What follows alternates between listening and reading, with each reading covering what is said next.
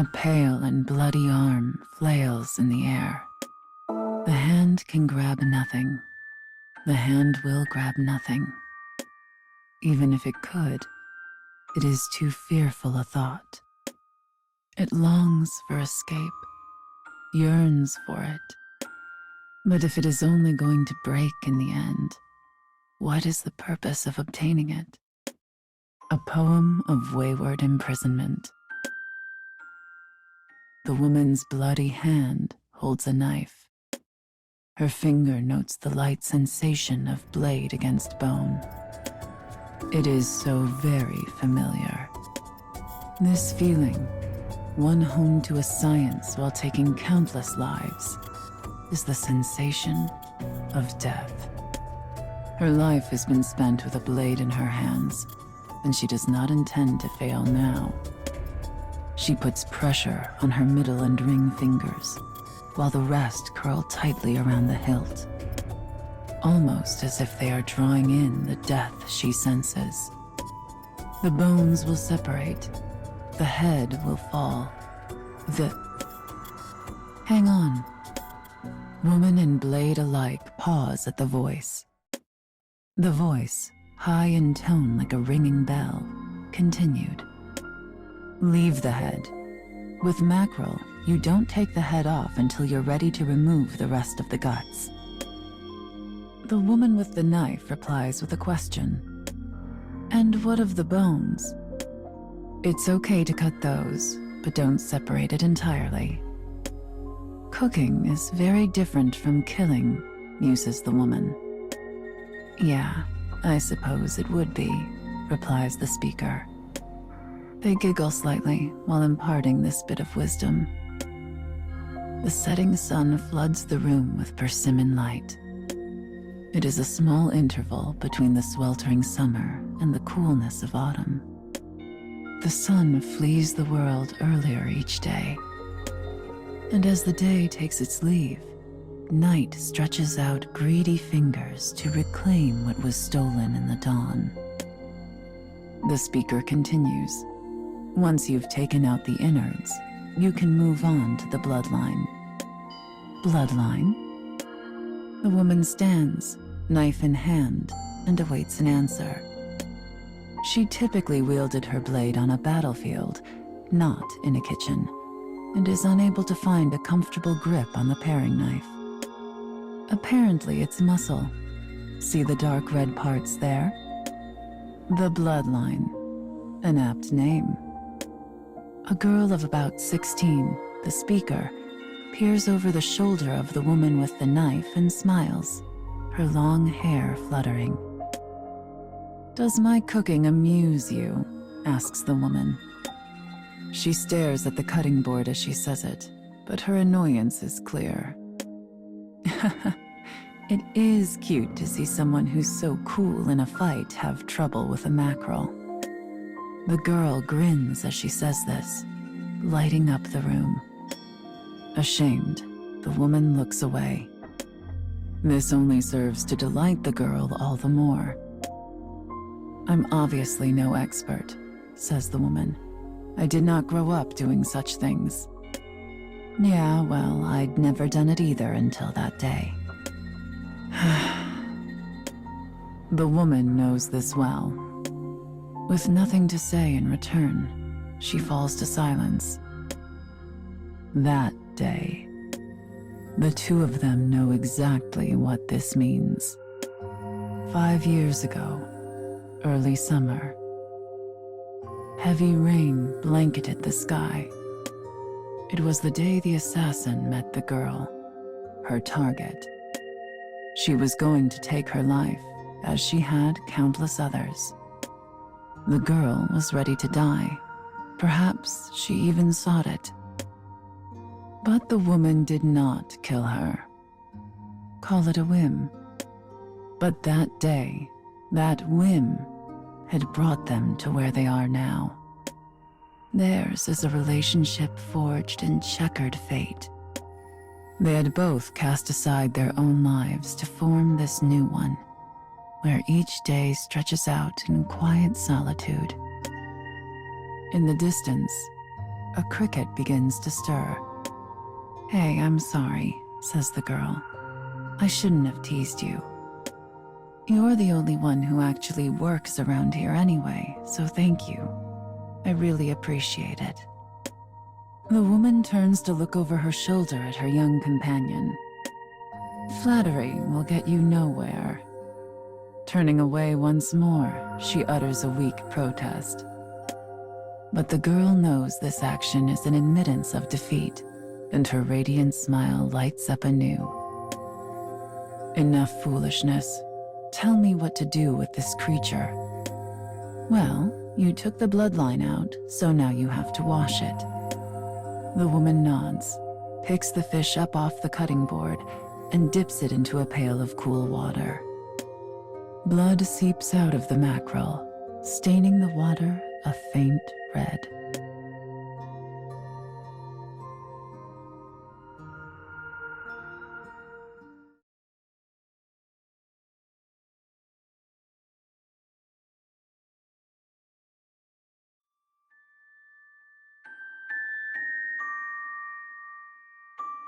The flower reaches to the heavens above, gazing at the brilliant sun and indulging in fantasy.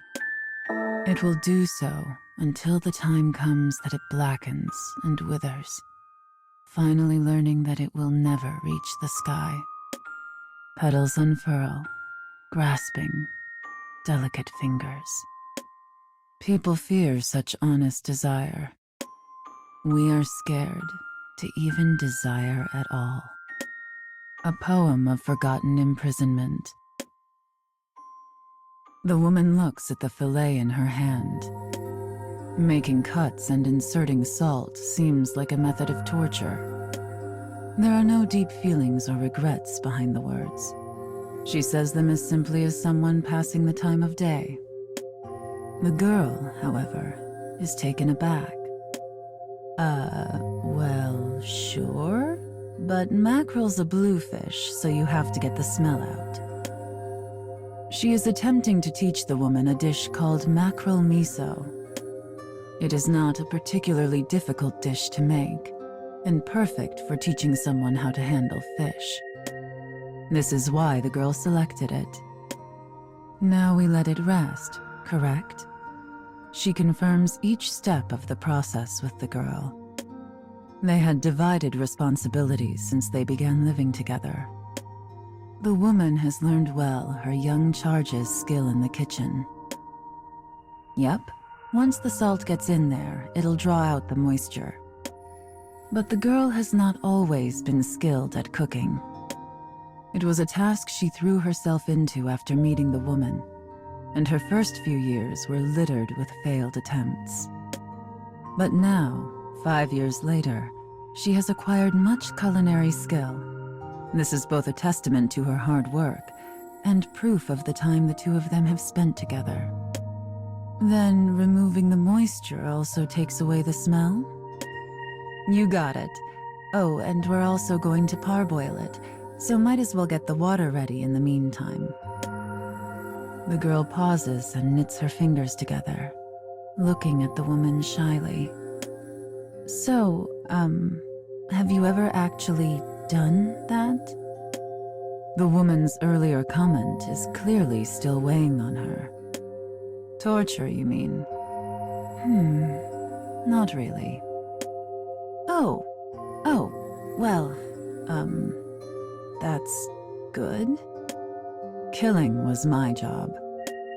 Torture would be the domain of another. The conversation takes the girl back once more to that day. She remembers how the woman saved her life by taking out an entire battalion of samurai. Afterward, the young girl somehow managed to drag her unconscious savior out of the castle. She grabbed all the gold coins she could carry from her house and hurried in search of a doctor. Soaked from heavy rain and the woman's blood, her legs threatening to snap under her burden, she screamed for help until her throat was raw. As the woman lay bleeding on a tatami mat, she had said 4 words to the girl. Live as you please. No one had ever said such a thing to her. She did not even know it was an option. That was why she sought so desperately to save the woman. Because she wanted to. But what the girl knows of the woman is only what she saw on that day, and on the days since. How much pain and hardship had she truly experienced? The girl had felt a sudden awareness of the distance between them. A flock of birds flies off into the late summer sunset. Dark shadows bleed across the kitchen like spilled ink. "Sorry," says the girl. "That was a weird question. I probably shouldn't ask about, you know, that stuff." The woman does not think fondly of her past. The girl is very aware of this. But this night, it does not seem to bother her overmuch. "It's all right. I don't mind the question." The girl hesitates. "Yeah, but..." She does not like being placated. If someone wants to tell her no, it's far better for them to simply do so instead of pretending. But the woman is smiling, and the girl slowly realizes she actually does mean it after all. "I may hide my past, but that doesn't make it go away." The girl listens intently. "Besides, the two of us have few secrets from each other at this point, wouldn't you say?" The woman's eyes form a pair of crescent moons as she smiles. Her answer, and her smile, fill the hole in the girl's heart. "Thanks." "Of course." Satisfied, the woman turns away. The girl stares at her back and mutters, "You're too good at that."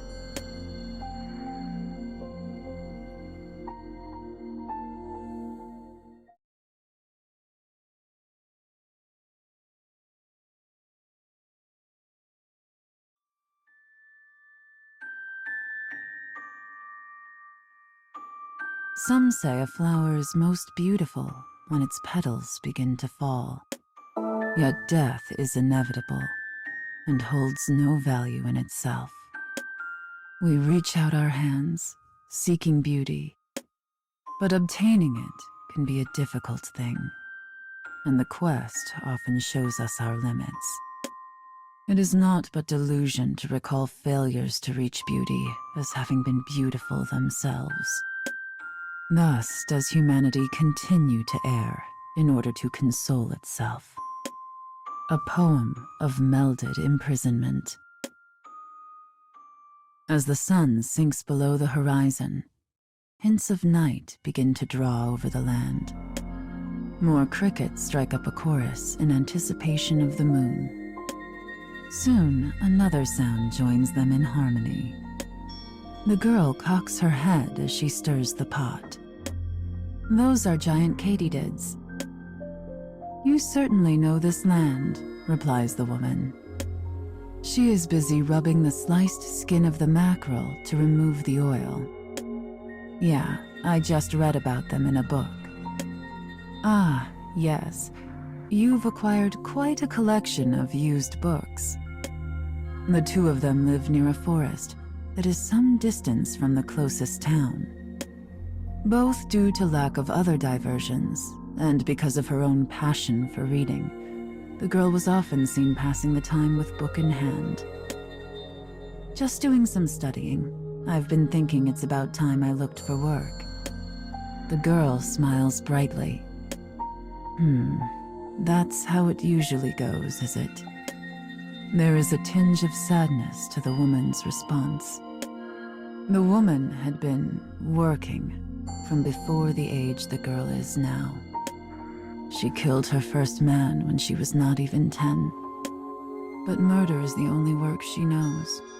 The mundane worries of a normal day-to-day job are unknown to her. "Okay, I think the mackerel should be ready now." The girl pulls her ladle from the pot, which is bubbling merrily away. The woman stands beside her, holding a towel. Go ahead and put it in there and let's give it a boil. Got it. The woman's voice has a tinge of excitement, which causes the girl to smile.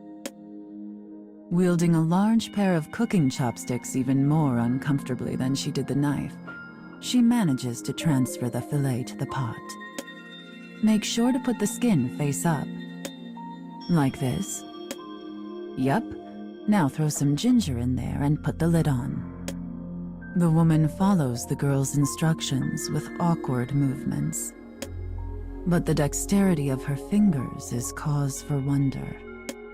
Perhaps it comes from her horrifying past. So how is work, anyway? The girl watches the pot while she asks the question. Much easier than my old job. I may end up losing my edge. The woman flexes her hands as she speaks. There was only one thing she could mean: the martial arts. She is a master of weapons large and small, and her technique and experience made her a formidable foe. And now, she uses those skills to make her living. She takes on occasional work as a bodyguard, or teaches young royals in the way of the sword. At times, she faces down death once again. It makes her feel that she is still the same killer she always was. But in these times in which they live, it is difficult to avoid. And compared to her past, at least, working as a mercenary is much less taxing. Theirs is an era of turbulence and upheaval where people rarely stay put for long, yet they had managed to build a home. I'm glad it's going well, says the girl. The girl smiles at the woman. So when you say you're going to look for work, begins the woman, is it because... Something about the girl's words and smiles doesn't sit right with the woman. It's almost as if her young companion feels indebted. Listen, she says, you don't have to feel guilty. You've lived a hard life. You deserve to take it easy for a while. Before she can finish her thought, which was going to be, it's not as if we're struggling, the girl cuts her off. I could say the same for you. But you don't need to worry about... Stop. You don't understand. The girl places her hand on the woman's wrist. Their eyes meet. The girl holds her gaze, looking right into the woman's eyes. I just want us to be a team. She was smiling as she said it, so the woman said no more.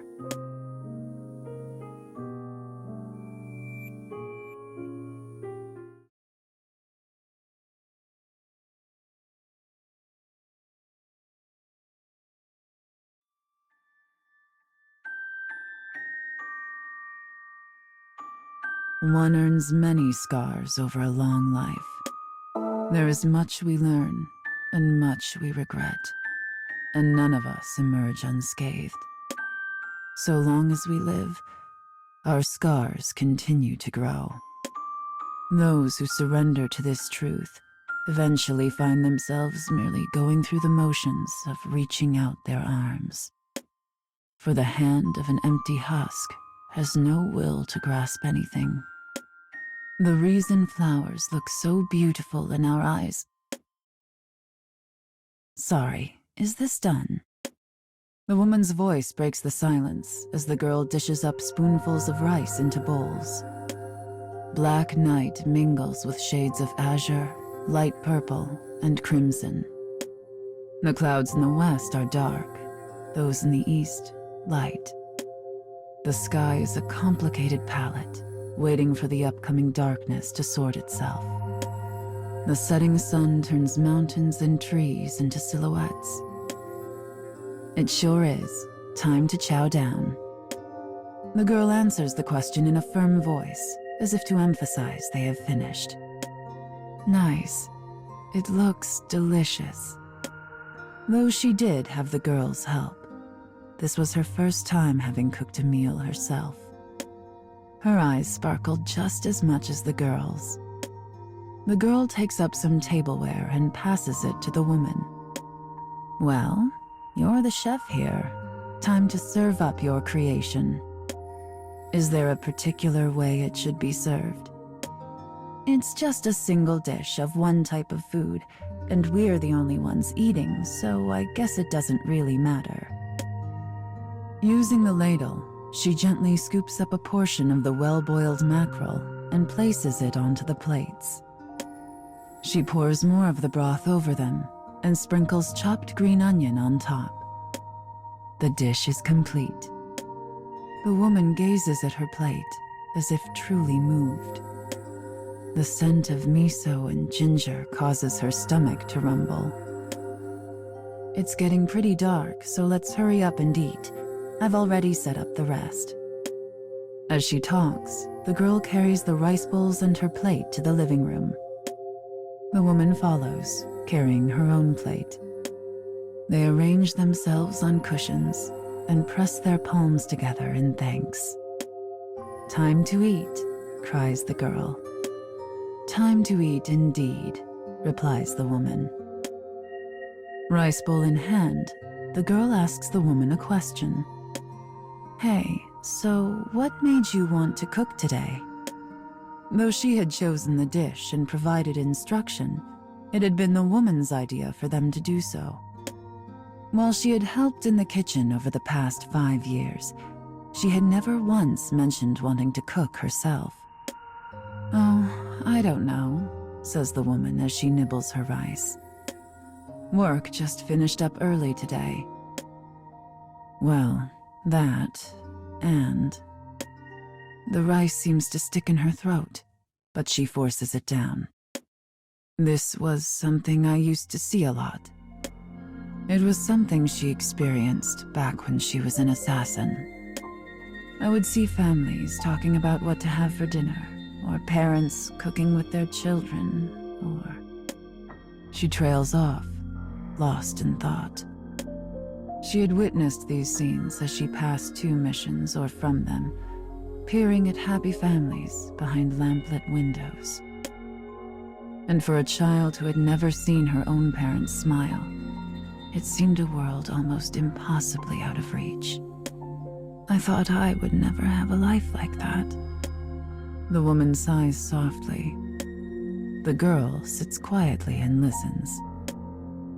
"So I suppose I wanted to see what it was like." Once she says this, the woman casts her eyes down, seemingly at a loss for words. Silence spreads across the room.